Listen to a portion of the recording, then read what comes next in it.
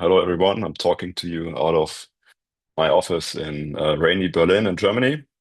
I think we got a pretty light agenda today. So first I will give you a small background on mixed integer nonlinear optimization and how we see it. What is the terminology? What is the problem we're solving? And what's the what's the impact of all that? And then I'll hand over to my colleague Simon, who will walk you through the details of our nonlinear modeling capabilities in gurobipy and show you a few nice examples that we've cooked up. Next slide, please. Right, let's talk about mixed into nonlinear programming. Um, this, I mean, it captures as special cases everything else you know about optimization, right? And at least what's Gurobi concerned, like linear, quadratic, and so forth. So I just drop a few key applications that come to mind.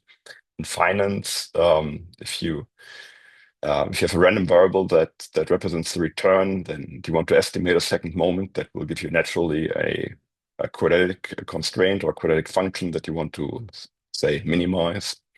Typically, it will be convex, but there are other effects, market effects that are nonlinear that will turn this into a nonlinear problem. And if you now add to that any discrete decisions like how many different assets can I actually hold, this just becomes very naturally a mixed into nonlinear optimization problem. Same for trust topology optimization. So you have to decide where to remove stuff, where to add stuff, while some physical constraints are still met. You end up with something quadratic in the first place that gets easily turned into a discrete decision problem by considering choices. Should I use this angle or this angle? So there's a lot of things happening. Classical pooling problems. So you have a bunch of different raw materials and they differ in certain quality metrics, and your KPI is to have a mixture that satisfies constraints on the quality metrics but is economically favorable. That's a very classic problem in all kind of mixing problems, particularly inspired by crude oil mixing back then in the oil industry. Then big thing is electricity distribution. So if you have a network and your flow compensation constraints are essentially driven by alternating current, you have naturally some trigonometric functions that represent the flows. So that's pretty big. Machine, if you think about activation functions, if you just Google for a typical application, you'll see it's could be the softmax, which is almost linear, but typically it will be you will find a lot of logistic functions or tangents hyperbolicos. Chemical engineering. I think it's fair to say that a lot of momentum in nonlinear optimization overall in the past decades comes from chemical engineering. So process engineering, process sheet optimization, optimal control. This is a big field itself, and I think it's fair to say it has given birth to a lot of optimization technology that we're using today. And mechanical engineering design. You all know from school probably what are the basic laws of motion, and of course all of that is phrased in angles and ratios, derivatives of that, and how much does that quantity change at the rate over the rate of something else. So yeah, so this covers a lot of very interesting stuff, and that's why we at Gurobi are interested in all that. So next slide, please. Right, and so with Story 12, so that's just, I think this is fairly recent, maybe we released at end of November, I think.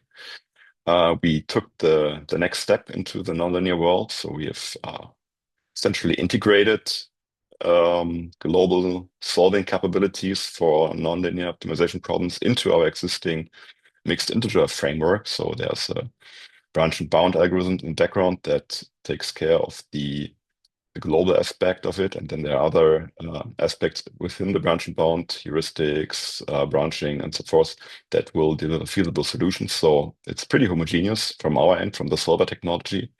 But what it means in practice is that you can incorporate discrete decisions into your nonlinear optimization problems directly and have Gurobi work on the global problem.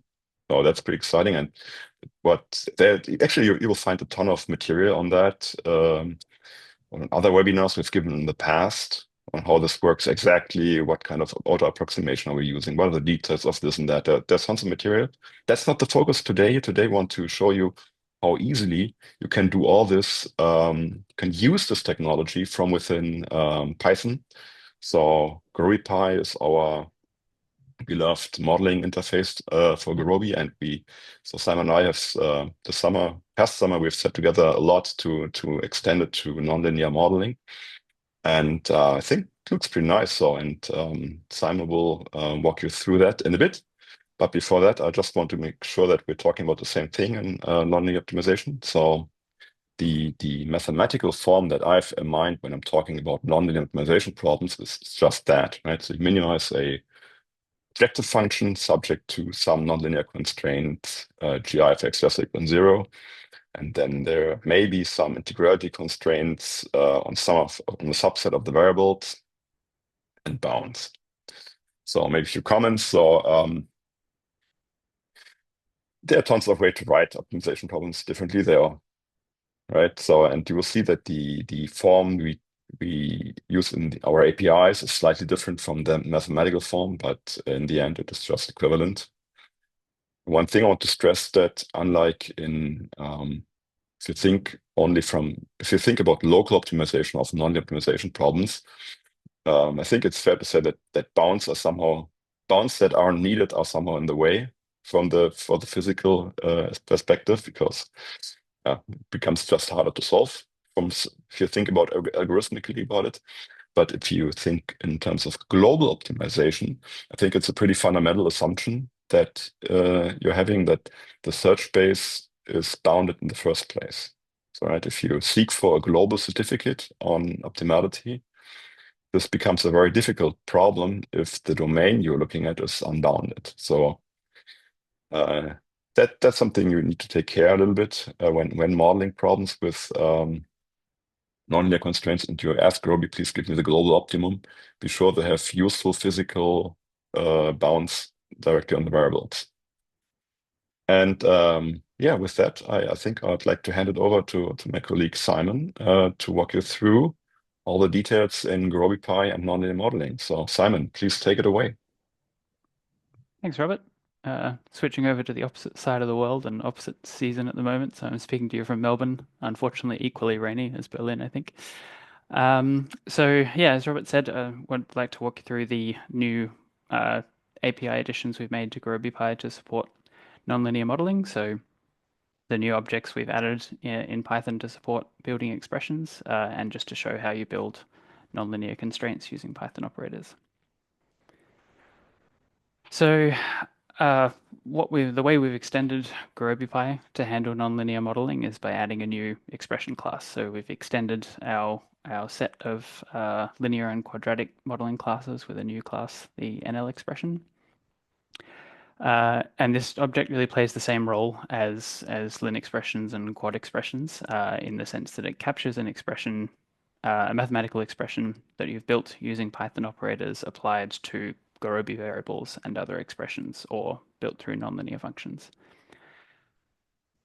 So just to give a maybe a very brief overview of what this looks like. So if we were to start build a simple gurobipy model, add a couple of variables.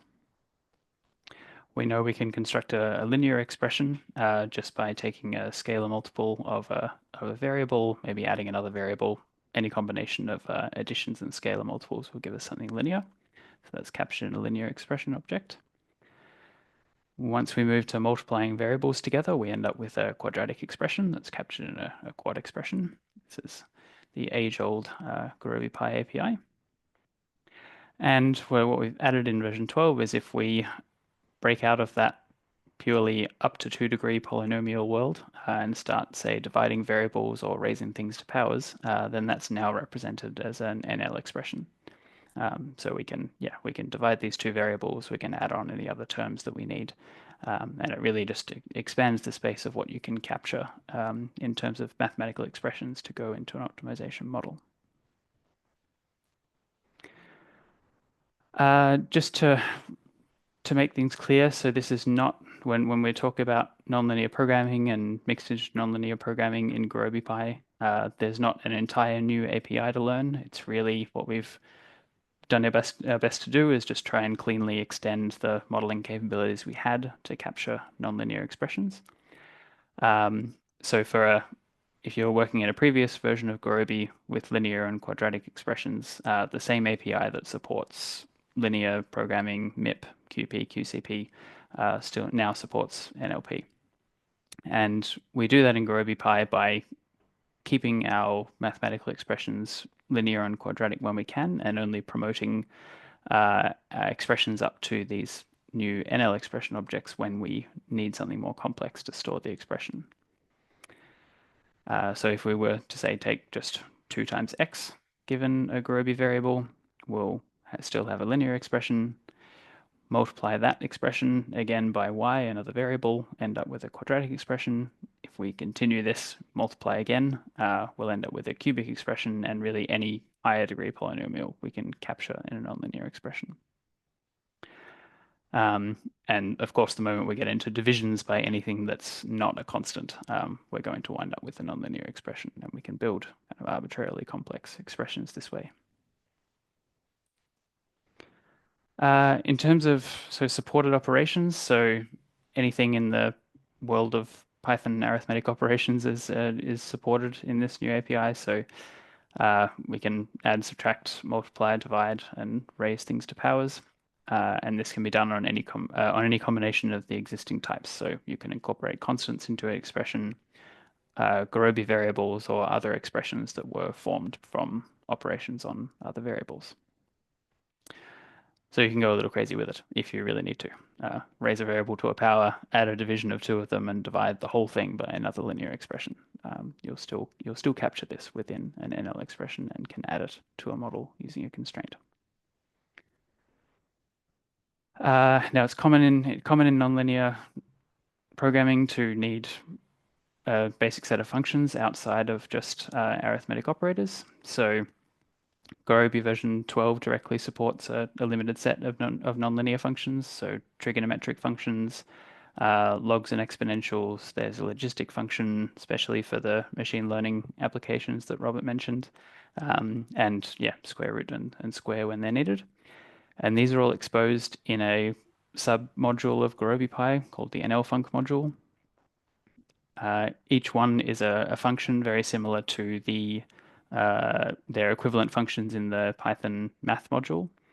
And we pass to any of these functions a Gurobi variable or another Gurobi expression, and the result you get back will always be a nonlinear expression.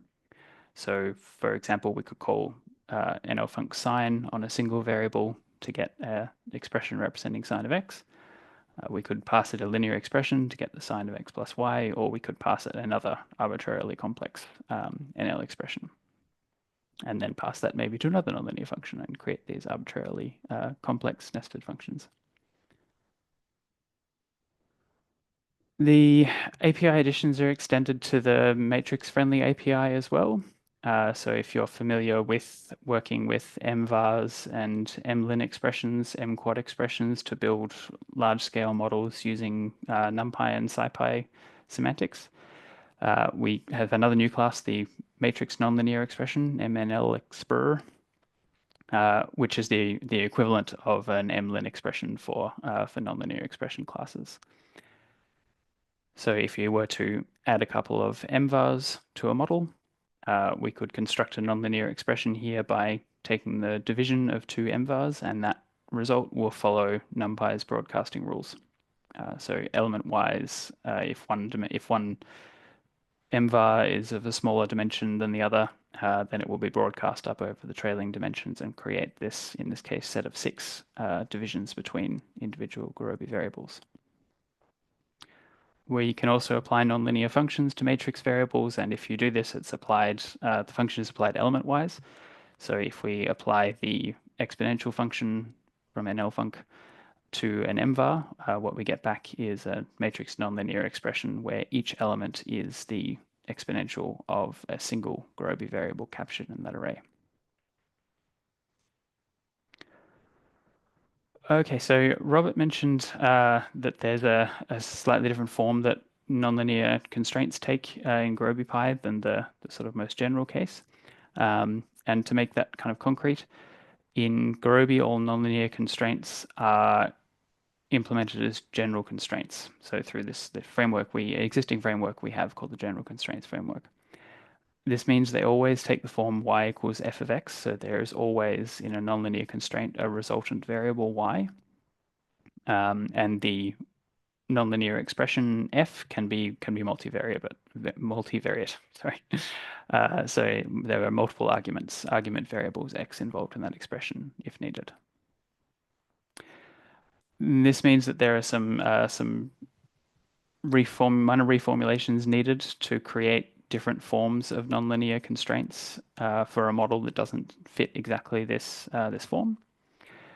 And they're very straightforward to do in gurobipy. So if you need to add a nonlinear constraint to a model that's ranged, so it's bounding the value of a multivariate function, then we would construct the function f of x in gurobipy, create a new variable y, which has lower and upper bounds as defined by the constraint bounds that you needed, and then create a nonlinear general constraint specifying that y equals f of x. And this is exactly equivalent to writing f of x is between the bounds L and U. Similarly, if you're building a model that needs to minimize a nonlinear function, this is also straightforward. We need to introduce a new variable y, which in this case should be unbounded because we don't want to specify any arbitrary bounds on the objective that aren't specified in the function. We use that variable as the objective, so ask the optimizer to minimize the variable y, and then add a nonlinear constraint y equals f of x, and this is equivalent to minimizing the value of f of x over all of the over the domain of x. Okay, so with the mechanics out of the way, I wanted to look at a first example. So this is an example from the MINLP lib testing library, just to show the nonlinear modeling syntax and point out when we solve the model a few sort of points of interest in Gurobi's log for nonlinear operations.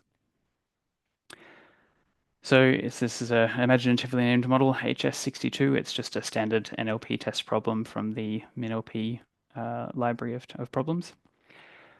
What we have in this problem is a relatively complex looking nonlinear objective function. It involves a few logs, divisions of linear expressions. There's a single nonlinear constraint and there's non-negativity bounds on all of the variables. So the first step to modeling this is hopefully already familiar. So add our three variables to a new gurobipy model. So we add variables x2, x3, and x4. They'll all be given lower bounds of 0. So if you've worked with Gurobi before, you'll know that 0 is actually the default lower bound. I'm just writing them here to be kind of explicit. So to formulate the objective function, so I mentioned a couple of slides ago, we need to introduce a resultant variable for a nonlinear constraint in order to model this. So in the first line of this code, we'll just add a new variable obj_var, which is given explicitly a negative infinity lower bound, overriding the default of 0 so that we get an unbounded variable to work with. And then given that we've added the variables x2, x3, and x4 to the model already, we essentially just need to transcribe the nonlinear expression in the model directly into Python code. So we build up linear expressions for each of these terms, apply the log function to each one, and sum the result, and then we get an NL expression object, NLE.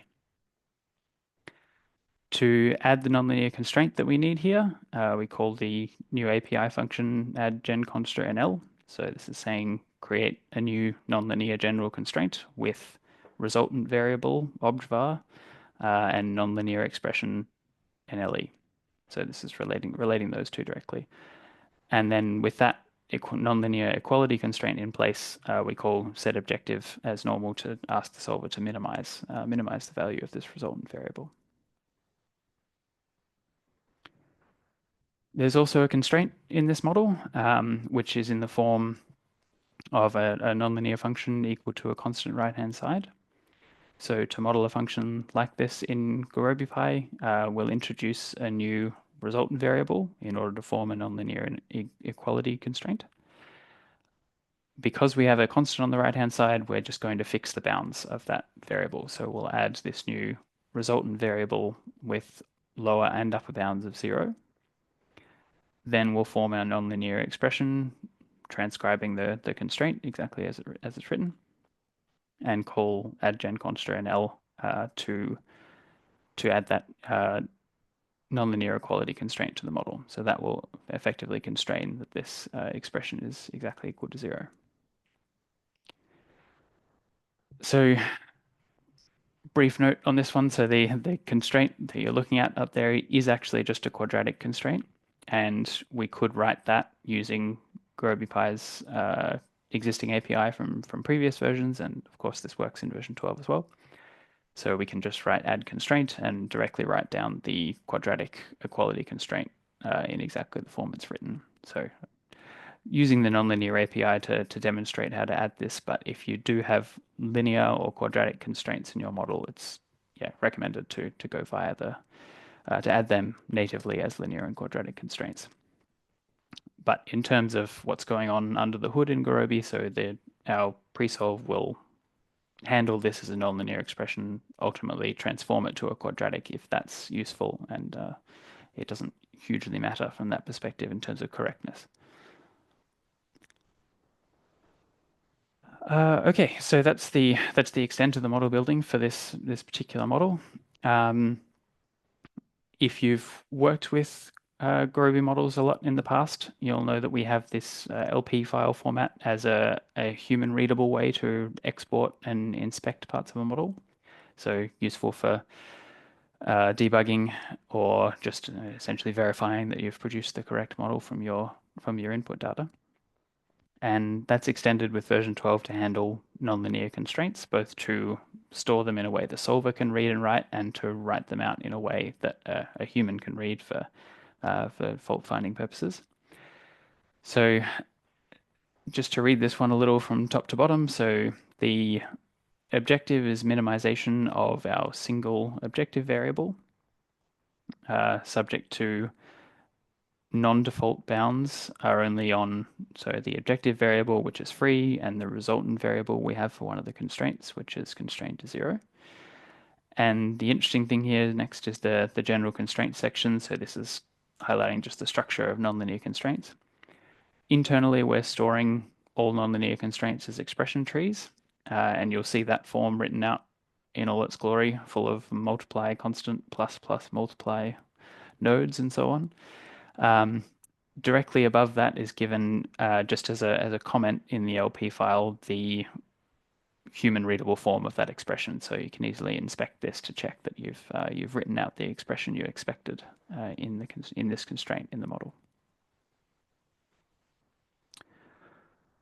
Okay, so let's move on to actually solving the model. So, as per usual, call optimize to solve the model and find an optimal solution. The interesting new parts that you'll see to the solver log. So with nonlinear expressions, there's quite a bit of transformation used internally in Gurobi to make the models of this form able to be handled in our branch and bound framework. So you'll often notice there's additional variables added to the problem in order to disaggregate expressions, break down complex ones so that they can be treated directly. And you'll see for this model that the final model has actually been reduced down to a set of bilinear constraints. So the quadratic constraint has been reformulated from nonlinear, and there's still a set of remaining nonlinear constraints. The part that I really want to draw attention to is what Robert mentioned when defining what we mean by a MINLP problem. So there's a warning given in this model that there are variables in the model that participate in nonlinear terms that don't have good bounds. And this is an issue when you're working with a global optimization framework, because essentially what needs to be done is to start subdividing these intervals, forming under approximations and tightening those bounds in order to explore the entire search space. And if you give the solver an infinite search space, or in NLP, this is a sort of ill-posed, potentially numerically very hard problem. So this is just to say, mind the warnings. Bounds are always advisable if you're working with NLP and MINLP models, and you'll definitely improve the solver's convergence if you can provide good, valid bounds on your variables. Briefly to have a look at the branch and bound logs. So there's not too much more to see here. So nonlinear models are solved within our spatial branch and bound framework. There's been a number of webinars over the last few years devoted to that topic. So it's essentially the same framework as our non-convex MIQCP algorithms. And you'll see that on this model, despite the large bounds, it still manages to converge pretty quickly and find an optimal solution to this model. Okay, so moving out of the NLP testing space and into something a little more practical. So this is an example from engineering design where, well, I'll talk through the example in a second, but one thing that I'm going to highlight along the way is some of the extra tricks that we get by solving a seemingly simple model with a global optimization solver. So this is the problem we're looking at. It's a compound gear train design application. It's from a paper from 1997, so this is posed as an optimal design problem, originally solved using some heuristic techniques. And the goal is to set up a compound gear train that has a specific gear ratio, 6.931, where each gear has between 12 and 60 teeth. So I mean, we can see from the outset that we can't achieve the target gear ratio just by meshing two gears together. The most we could get there is 5.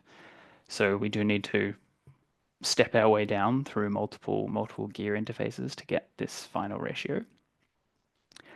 And there's a constraint that I've added in here that wasn't in the original model, but I think is kind of important. So if you're actually going to build a gear train like a drivetrain like this, then you want it to be the case that the drive shafts don't interfere with the gear bodies. So there's 3 through axles here, looking from left to right. Gear D is the driver gear. You have 2 intermediate gears A and B that are on the same shaft, and then a follower gear F. And it's important in particular that gear A doesn't overlap with the driven gear shaft of the follower gear F. Otherwise, I suppose you could build it, but it would not be as stable as it could be. And this turns out to be quite easy to incorporate within our framework. So the problem overall is pretty straightforward to formulate. So we can look at the equations of motion based on this diagram. If we relate the radial velocities at the pitch diameters of each of these gears, so first looking at the driver gear D from the left, this interacts with gear A, and their angular velocities are related such that they meet at the pitch diameter. I'm using essentially, and this is common in a design problem like this, so the number of teeth of the gear is essentially a proxy for radius. So we can use, strictly these equations should be angular velocity times radius is equal to angular velocity of times radius of gear 2, but we can use number of teeth as the proxy here. We can specify the same equation for gear B relating to the follower gear F, and then we have gears A and B on the same central shaft, so they have the same angular velocity. Working that through to find what the expression for the compound gear ratio here. So we wind up with the division of 2 products of the number of teeth across these gears. So the follower gear, essentially the driven gears divided by the driver gears. So what we have is then a nonlinear relationship, TF/TA divided by TB/TD, which is equal to our target compound gear ratio of 6.931. And this is being specified over integral design variables. So we're talking about the number of teeth here. We can't have half a tooth. There's some step changes in the size of each of these gears according to these integral values. Looking next at the physical design restrictions, so we're modeling each gear by its number of teeth, and we were given some restrictions in the setup of the problem. So we'll model each gear as an integer variable bounded between 12 and 60 to meet that requirement. Finally, we can look at the gear relative diameter restrictions we need to avoid a collision within this gearbox. So looking back at the gear diagram, at the bottom you'll see in red, so there is the radius of gear A, and in blue is the sum of the radius of B and the radius of F, which is really the distance between the two two shafts on the right-hand side of the diagram. And you can see if we increase the radius of gear A above the sum of the other two radii, then the gear body of gear A is going to intersect with that the drive shaft of the follower gear. So we don't want that to happen, so we'll add just another linear constraint that's just specifying TA less than or equal to TB plus TF, and that'll help us meet that requirement. Okay, so with the maths done, we can write this straight down as a gurobipy model. So we'll specify our input data here, which is our list of gears given by their names. We've got our target gear ratio and our range of teeth per gear. We can go through and create the gurobipy model, add our variables that we need. So calling model.addVars, this will create for us a variable for each of those gear labels. Each one will be bounded by the range of teeth, gear teeth that we're allowed, and each one will be an integer variable. Straight away from that, we can formulate the gear ratio expression that we needed. So just by taking the products of two pairs of gears, dividing those two results, we get back gear ratio, which is an NL expression. There would be a few ways to specify this problem, but the way it was specified in the paper and the way we've specified it here is to say, let's measure the error between the actual gear ratio of any given solution and the target ratio, and just minimize the square of that. So many solutions are feasible to the problem that have a completely wrong gear ratio, but as we get towards the optimal solution, we'll find the design that's got the closest we can get to the target gear ratio. So this is done by specifying a nonlinear objective via a resultant variable. So we add a new variable z to the problem. We can just leave this as continuous, even though it's only relating integer variables. And we know that this square that we're going to use is non-negative, so we don't need to add a negative lower bound here. We, from there, add a nonlinear constraint specifying that z is equal to the square of the error between the gear ratio and the target, and minimize that resultant variable. And finally, we add our other design constraint constraining the size of the gears, and that's just specified as a linear constraint. Right, so with the model essentially built in gurobipy, there's an interesting trick here we can apply.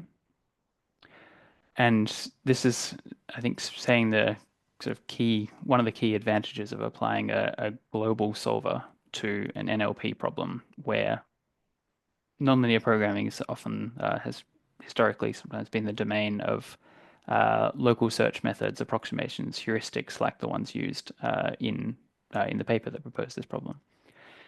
So what we can specify in Gurobi, we can use the solution pools feature. Here we can set pool solutions to 20 and pool search mode to 2, and what this is communicating to the solver is that we would like to find the 20 best solutions that exist to this problem. So Gurobi will be able to search the entire search space of possible designs and find us 20 decent ones ranked in order of their objective, which is, in our case, the error between the actual gear train ratio and the target. And what you'll see we get here is that Gurobi does return 20 solutions and reports at the end of the log here that there are no other solutions that are better than the objective value of the worst solution in the pool. And with the value of 2 times 10 to the minus 7, and recalling that our objective function was the square of the error, then this means that all of the solutions in the pool at the moment are within 10 to the minus 3 of the target ratio, which was specified to 3 decimal places, so we're in good shape.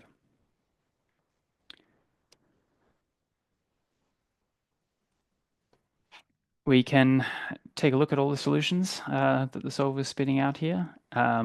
So the question at this point, I guess, is which gear train shape do you like? Do you like tapered or do you like boxy?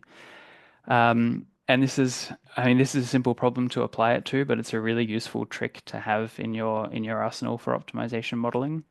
So there's one particular case where this is really useful is when you're developing an optimization model and you're essentially in the role of modeler, dealing with a stakeholder who's trying to specify their requirements.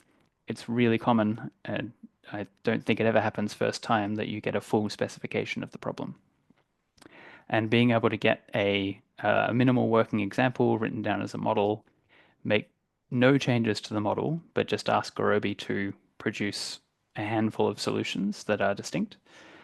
You can easily present that to someone and figure out quite quickly what was missed when you hear the phrase, this one is good because, or this one won't work because. So this is a big advantage that we get from applying a global search framework to any kind of optimization modeling, but particularly here to nonlinear optimization. Okay, one more brief example. This is an example that's been discussed in quite a few Gurobi webinars recently, over the past year or two as the nonlinear capabilities of the solver have been developed, and that problem's AC optimal power flow. So this is quite a complex model to solve. I'm not going to go through it in a lot of detail. I just want to briefly use it to show how we can use nonlinear modeling with matrix variables to come up with quite a compact and pretty bit of code. So very briefly, the ACOPF model is a power systems model where modeling an energy network as a connected network connecting a series of generators acting as supply nodes with a series of loads acting as demand nodes. There's a network of intermediate buses linked by transmission lines that are shuttling power from the generators to the loads. And importantly, we want the power flows to follow the actual laws of physics that they obey, so we can model power losses effectively across a large network. What this means is that we've got if we want to model the physics exactly, we have the equations you'll see at the bottom here for active power and reactive power. They're nonlinear expressions that are quite complex in the sense that they specify the power balance at a particular node, but they involve variables at essentially all of the other buses in the network. And the next couple of slides is our final example. We'll just walk through how we can model this using gurobipy's matrix API. So if you're familiar with the matrix variables, this should be fairly clear, but if not, it's relatively easy to understand. So rather than adding variables, single variable objects using addvar and addvars, as we did in the previous examples, here we're adding matrix variables, mvars. So we call addmvar here to create arrays of variables. So I haven't shown all of the input data and all the detail here, but we're looking at a network with just four buses. So each of these calls to addmvar is creating an array of variables, each containing 4 distinct variables each. The first 3 calls are just creating one-dimensional matrix variables. The last one is creating a somewhat artificial 2-dimensional vector. We'll see why in a sec. Essentially, we're building a column vector so that it can easily compute, so they can easily take a transpose and compute differences. So theta here is a quantity called the voltage angle. What we'll need to build this model is the difference between voltage angles at different buses. And by setting this up as a 2-dimensional variable, we can follow the semantics that NumPy and friends define, and take the difference between the original, the column vector and its transpose, and get a 4 by 4 array of, along the diagonal, it's just, well, all 0. But on the off diagonals, we've got the difference between one of our voltage angles and another. So walking briefly through how we can build up these power balance equations. So the nonlinear functions provided in gurobipy, as we mentioned earlier, you can apply these to matrix variables, and you can apply these to any matrix-friendly expression.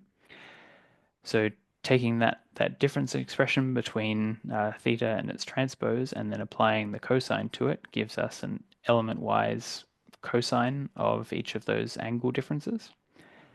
And we can then point-wise multiply that with the conductance matrix G, which is just a matrix of data in this case, of the same shape, so we get an element-wise multiple. And for each of these expressions in the array, we have a single entry of the equation at the top of the page.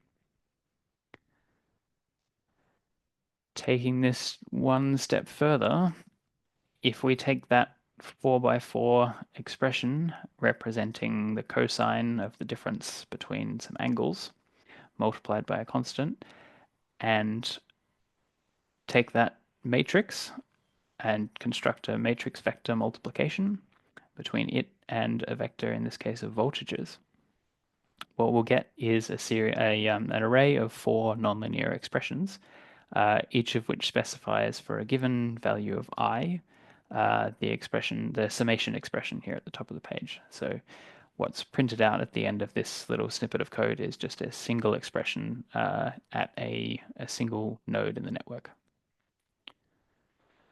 And if we carry all of that through, we include the other component of the power balance, multiply again by voltages, and create nonlinear constraints using add-gen constraint L. What we've done here is constructed, this is the active power balance across all nodes in the network through a single vectorized call to the nonlinear API. So there's a fair bit more to this model, but in terms of constructing the power balance equations, there's a really nice compact way of writing it, enabled by the combination of NL-funcs Python operators and our matrix variables. Okay, so that's about all we wanted to go through in terms of examples. Just a few final words to sum up. So we hope this has shown that it's pretty dead easy to formulate nonlinear models in gurobipy.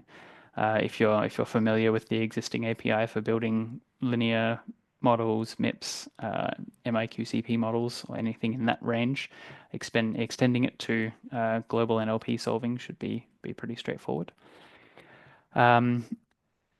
Remember solution pools. They're a really useful trick in your arsenal when you're building models, or if you're just trying to create an array of solutions when the requirements for model maybe aren't fully specified. And for larger models, it's well worth learning, particularly if you're familiar with NumPy and SciPy and the whole PyData ecosystem. Learning this matrix notation and vectorization tricks for larger models can really let you write quite clean, simple code for large models. So hopefully this encourages you to add some mixed integer nonlinear global optimization to your toolbox in future.